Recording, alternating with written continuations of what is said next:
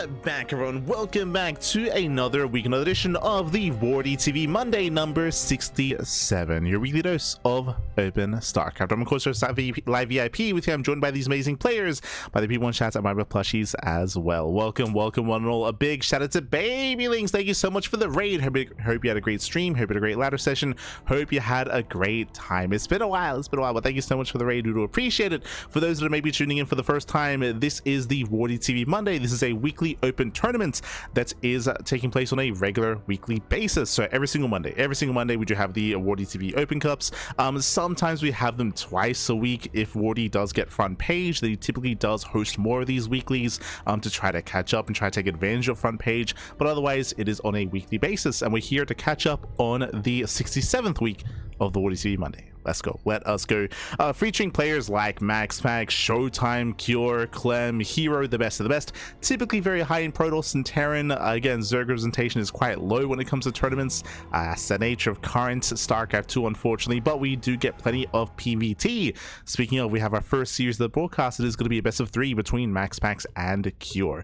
Now, as a reminder, as a heads up, this is a replay cast from last week's WardiTV Monday. I do apologize for not going live last week, as we didn't actually have the replays for number 66, but now we're here with number 67. The reason why, typically we would cast this live, but due to daylight savings, this does actually start quite late into the night. It starts like in 3 hours time. 3 hours from now is typically when it does begin, and it does typically end at around 4 a.m. my time. Here in Australia, it does end around 4 a.m., which is very, very late, and nowadays I don't really have the luxury to be casting until that time. So previously we would, but in recent times we don't. Maybe once daylight savings hits again, then we could maybe start casting it live again. For the time being though, covering via replays. Big shout out to Wardi for of course providing for that, and here we go. We have our first series of the broadcast, jumping into a PvT between MaxPax and Cure. Game 1 is going to be on Winter Madness. Let's go. Let us go. Now when it comes to our initial PvT here, again, MaxPax has been improving in said matchup. Has been, look, I would say that during the beginning of the patch, in the early weeks, in the early months, was struggling a little bit more. It did take a little bit longer to adapt, but now has done so, and coming into this is one of the favorites to go far in the event. Let's go. Spawning in the bottom right hand corner of Winter Madness, we have the red Protoss player from the land of Denmark, representing Storm Gaming. It is MaxPax. And spawning in the top left hand corner, we have his opponents. We have the South Korean Terran player, the blue Terran, representing Team Liquid. It is Cure. Here we go. So we are getting into our TVP. Oh boy, and getting into this, I mean, it's a brutal first round matchup in the round 16. To be fair, Cure, MaxPax, some of the best Terran and Protoss players in the world, but random seeding. To be honest, when it comes to Wardi's tournaments, he typically seeds only the top four from the previous week. So if you didn't make it that far, then random seeding does apply. So these big names can hit early on. It is a little bit bad for the players, but better for the viewers, as we get some high profile matches earlier in the tournament. It's not unlikely to see players like Clem, like MaxPax face earlier in the tournament instead of later. We're seeing that here. For now though, we do have our initial eBay block. So Cure does open up with a cheeky opener here, and MaxPax is late to check the low ground. So a nice setup here from Cure. The initial probe scout did miss the SCV, and MaxPax will be forced to expand elsewhere. Now specifically on Winter Madness, this is brutal because Cure should be SCV blocking here at the triangular third base, which should force MaxPax to expand on the low ground. Yep, the SCV is spotted, the base in position, and MaxPax is forced to expand in a very brutal position here. Defending on the low ground, defending this as a natural is insanely difficult, and this is something unique to maps like Winter Madness. The other map that comes to mind is, I almost said Royal Blood. Old Republic. The other map is Old Republic, which also has a very similar feature where the other optional third base is very exposed due to it being on the low ground. So already a really nice start, and typically this leads into a 2-base all-in for the Terran player to take advantage of how exposed the Protoss is on the low ground. Now wanting it back, Cure opts to go for not the factory, he goes for the CC before factory. So he had the option to go for a second gas geyser and go for a factory and go for, say, early Cyclone or reactor Hellion. He opts not to. So this is a more economic follow-up out of Cure. It means that MaxPax will have time to stabilize, to build up on 2 bases, but it's still going to be a very awkward defense. And again, we're not out of the woods yet, so there's still a high chance that Cure does turn this into an all-in. Meanwhile, we'll see the tech of choice here from MaxPax going for the Twilight Council, not the Stargate. It is not uncommon for a Protoss player to be in this position and go for a Stargate opener. The reasoning for this is because the area to traverse between your exposed natural and your main base is quite short by air, so you can kind of traverse back and forth and have that kind of defense. But here, MaxPax going for a Twilight Council going into Blink. So a Blink base follow-up here out of MaxPax. Does set up behind this Cure going for a 1-1-1. There's no fast or second rack, so no rush into Stim. No early bio timing, just going for the drop. And we'll see what he can get done.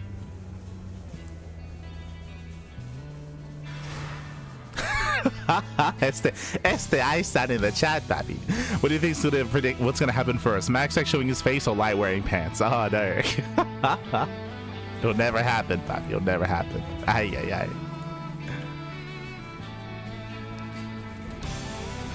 MaxPax breaks in. So far playing it safe here, going for a second gateway, going for a robo before third. We should be seeing a third gateway as well into Blink. The Reaper does slip by, does come in for the scouts. Gets behind the mineral line. Oh, does attempt to. And we'll be able to hear again whilst mine time here for MaxPax, and we get a full scout of the tech of the Twilight Council. Secure, he's aware that Blink is on the way.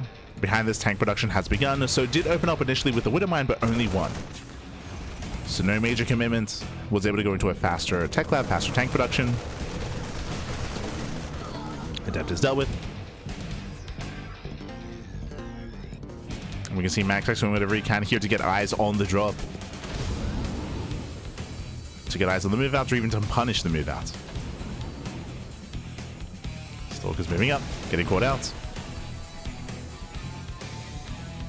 So far he zones away. Meanwhile, MaxPax is indeed going for that third gateway. Did I say third gateway? Sorry, he's going into 4 gates. So 4 gate Blink Stalker, a much more aggressive follow-up here. This does make sense. What is the best defense? A strong offense. So the goal here should be for MaxPax to apply pressure and to keep Cure at home instead of allowing him to move out. So I do like this response out of MaxPax. Going for the 4 gate.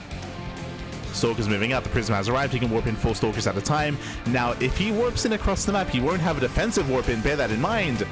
He's not aware of the drop. He's not aware.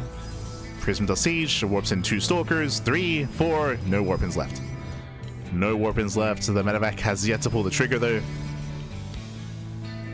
As Cure is unaware. No bunker. Oh yeah, no bunker on the low ground. Stalkers, they can get behind the mineral line. Pick up a couple of SCVs.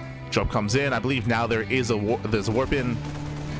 Yeah, warpins are available. 2 Stalkers move in, and there's a recall. Okay, does recall back home. No major damage yet. Oh, they're retargeting. Okay. Nice retargeting. Gets 1 Stalker. Army is cleaned up, but hey, 5 probe kills, forces the recall, and in total, Cure he defends. So we have a bit of a give and take here. On the one hand, yes, MaxPax didn't sustain too much damage, but that's still 5 probes. And more importantly, due to the recall, I mean, now there's no more pressure here on Cure. Remember, MaxPax, he went for a 4 gate. This is a late third. This is a very late third base for MaxPax because of the extra gateways and because of the extra warp-ins. He made all this army, and so far, he hasn't achieved anything with it. So I'll take Cure's in a better position. The pressure's on MaxPax. Now, thankfully, he retained the army, and he saw his potential here. So he moves out, and he can potentially dive into the main base, pick off some add-ons. Observer does get sniped. Nice spread here of tanks. The add-ons are somewhat exposed, but there are marauders in position. And you can see MaxPax looking for a way in. Prism towards the natural. And we'll pick up 2 SCVs. It's some damage. And gets a Marine as well. 2 SCVs a Marine, bearing in mind that Cure should be stuck at home until Stim finishes. So we're just waiting for the upgrades. Stim is almost done, Combat Shield's almost done. Once this finishes up, then Cure can move out.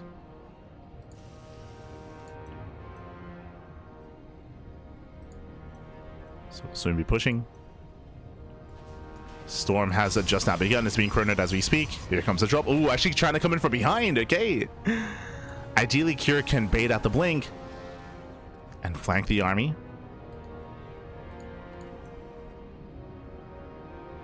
Speaking of, he has eyes on the tank. Gets 1 tank. Blinks away. Yeah, it does blink away. Here comes a flank as well. Cure a little bit late to Stim though. Oh no, it's not done! Yeah, Stim is not ready. Ay, that was barely mistimed. Stim just now finishing up, what, 3-4 seconds too late? Ah, he had the setup. Stalkers, they get away.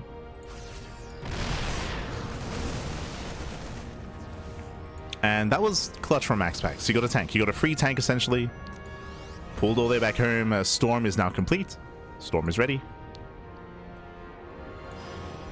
And we'll see how they engage. It's going to come down to the storms. Likewise, it'll come down to whether or not Cure can protect those two tanks. Army gets spotted. MaxPax responds. Here comes our first storm. Ooh, and does connect. Yeah, brutal connection. Army is immediately softened up. At the same time as Zealot counterattack, thankfully there are some reinforcements. Cure, he reacts well. Cleans up the Zealots. But there's still 2 storms left.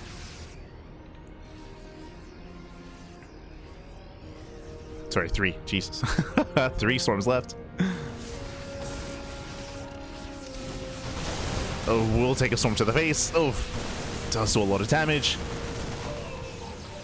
Does pick up the High Templar.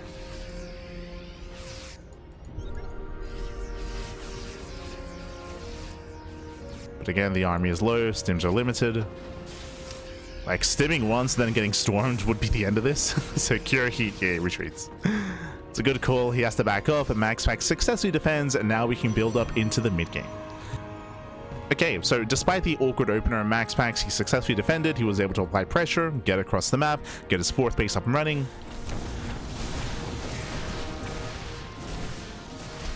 MaxPax has gotten over the first hurdle.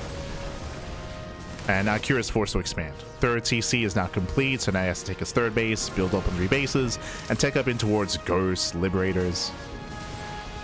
Again, embrace that mid-game.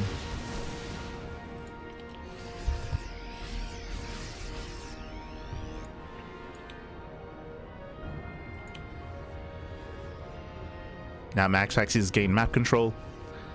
Colossi are on the way. And Cure is stuck at home. At this point, he's stuck at home. The worst thing that MaxPax could do, though, is to try to break this position. He's going for it. Bold move. I mean, that is a lot of storms, true. He's got, what, 5 High Templar? Jesus. He's got 5 storms. There's the first.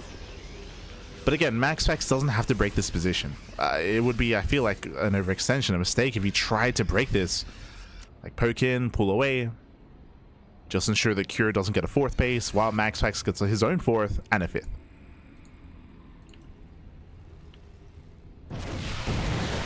So no need to go in. Zealot's attempt to distract. Army was in position. Ooh, Prism goes down. A nice defense out of Cure. Shows EPs. Oh, doesn't quite land. Does land, actually. EP lands barely in time as the Ghost goes down. The harassing storms. Let's go.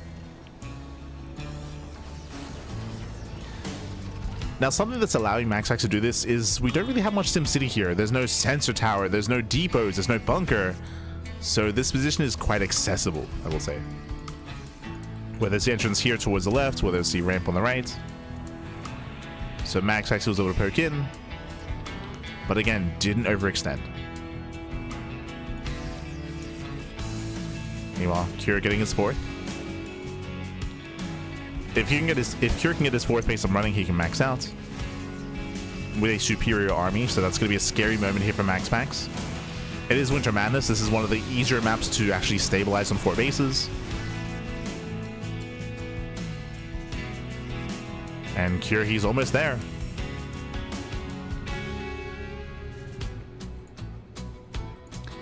MaxPax getting his 5th.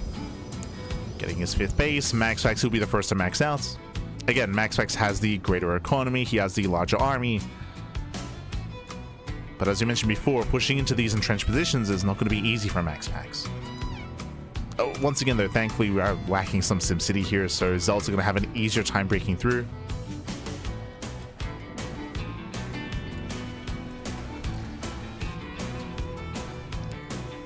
Yeah, MaxPax with his Archons, he's just going to try to break through. He's just going to overwhelm. That's the plan, at least. Just to brute force his way through the front lines. Curie's out of position.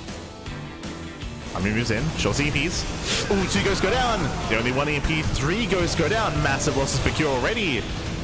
Yeah, massive losses. Archons are making their way through. Plenty of storms left over.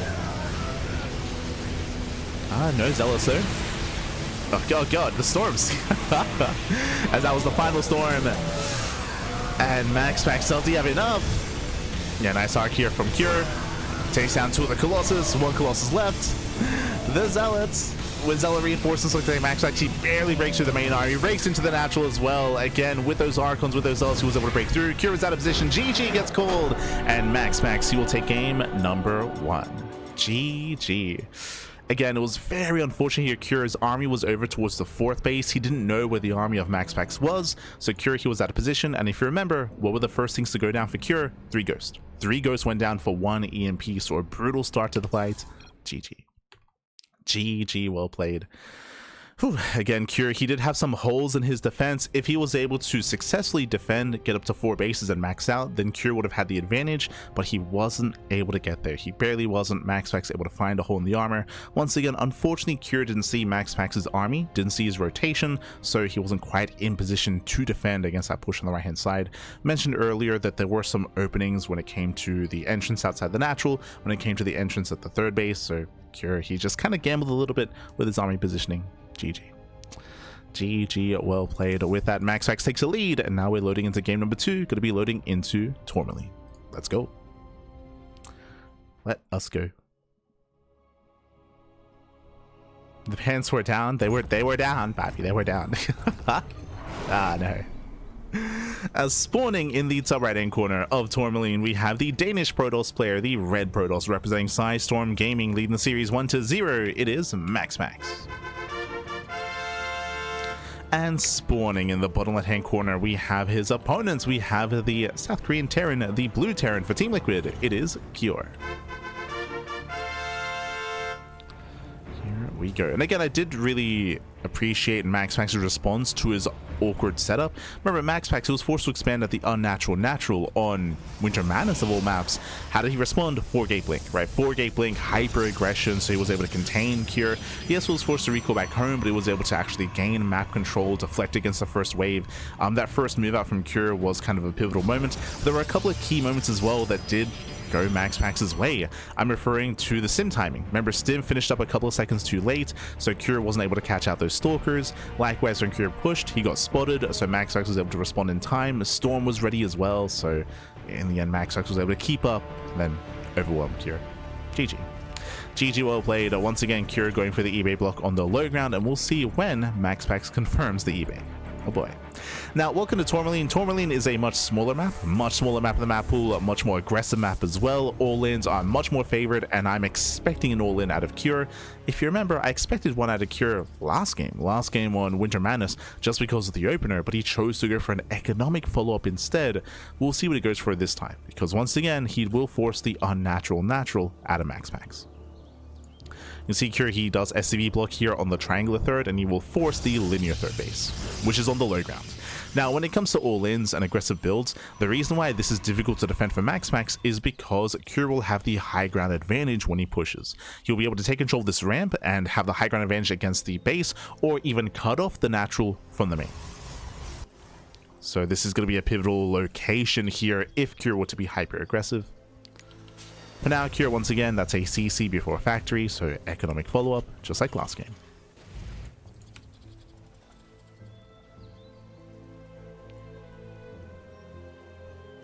Again, we'll see if Cure tries to be more aggressive this time. I would hope so, especially on Tourmaline. It would make sense. Likewise, it would also make sense if MaxPax went for the same response and went 4-gate blink.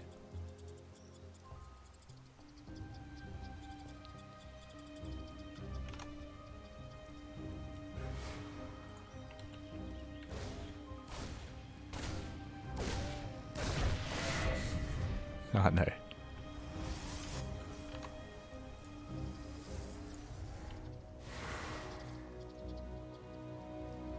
See, chat, nice. Hero playing. A time for chaos and unpredictability. We'll get to Hero at some point. We'll get there. Oh. God, what is happening? Hold on.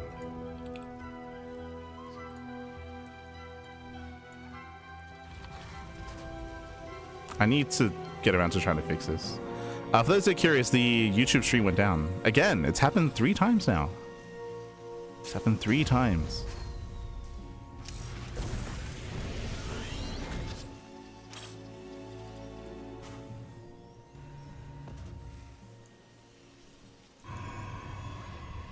Feels bad, man. So I'm just trying to get the YouTube stream up and running.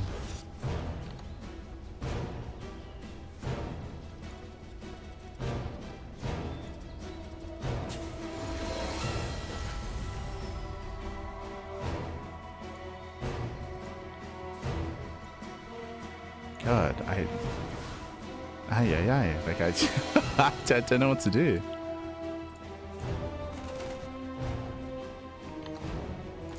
Sorry, just a little bit distracted.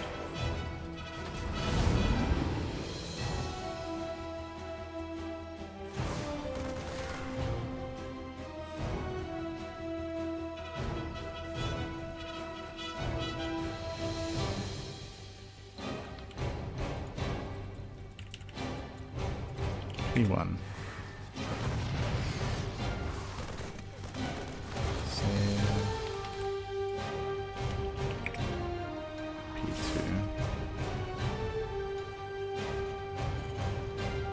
But yeah, connection to YouTube has just been really shaky over the past week. Basically, every time we go live on YouTube, it just dies on us. Okay. As Cure, he once again went for the same build. He went for the same Marine Woodmine follow-up. Went for the drop. And so far tonight, mining time with the help of Blink, though, Max actually shut this down. And once again, 4-gate Blink. So as we had assumed would occur, 4-gate Blink out of MaxPax, Cure going for the same build, but this time he will pull the boys. Cure rallying everything across the map, and we're going for a base trade. Okay, we have the base trade. MaxPax gets across the map. He will cripple the economy. At the same time, there's a recall back home, realizing, of course, that there is very little at home to defend, and the army is coming his way. Cure is trying to get on top of the high ground. So this time, Cure did go for the all-in. Trying to get within range of the robo. That is Nartosis pylon, and the pylon is being targeted down. Stalkers they blink forward. They get 1 tank. He gets 1. He gets 2. Oh, he gets both tanks, and with that, the pylon will survive. The immortal pops out. The shield battery is still up and running as well, and Cure the all-in is failing. Again, MaxPax going for the 4-gate Blink just like last game. I think is a really good reaction and response to this build. GG gets called, and MaxPax will take the series 2-0. GG. Whew. GG, well played. Congratulations here to MaxPax. He will claim the series. Oh. I do apologize for being a little bit distracted, but the YouTube stream went down. For those that don't know, we're live on multiple platforms at once, and the stream on YouTube went down, and it's been happening very consistently, where specifically the YouTube stream has been dying on us,